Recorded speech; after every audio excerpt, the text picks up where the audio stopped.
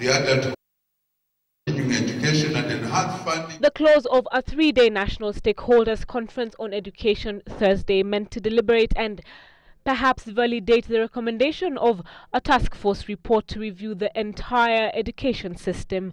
The discussion on whether or not the 844 system should be retained remaining the dominant theme discussed under the nuggets of curriculum transition period, viable structures and addressing the pitfalls of the system. It is not time for this country to shift from the current 844 system. This is one system that has served this country well. It was well intended, but it may not have been fully implemented because of basically the pitfall of resource constraint. 844 only favors me and you who have got a cognitive ability. But for those who do not have the cognitive ability, they are discriminated by the system, something which is illegal. It is against the constitution of this country. Those opposed to the system argue that it is examination-based, contrary to the spirit and the letter of the new Constitution and Vision 2030.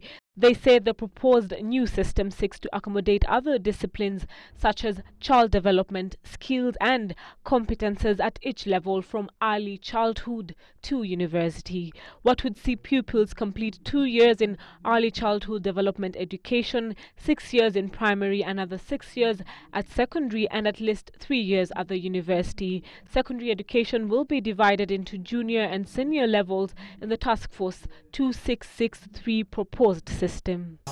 Let's ensure that kids have enough teachers and teachers who are well paid and well motivated. What you're saying is let's mainstream the early childhood.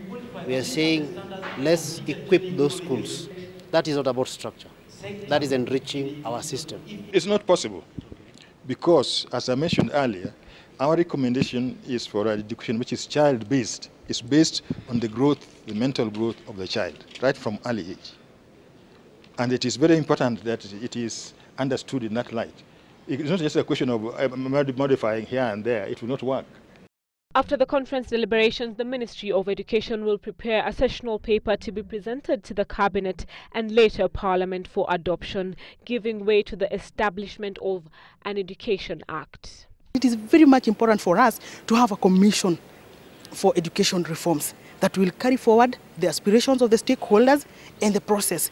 This as the debate on the direction that Kenya's education system ought to take continues. More than 340 billion shillings is required to implement the new education system. The report recommends the creation of National Education Board to advise the Minister for Education and County Education Boards.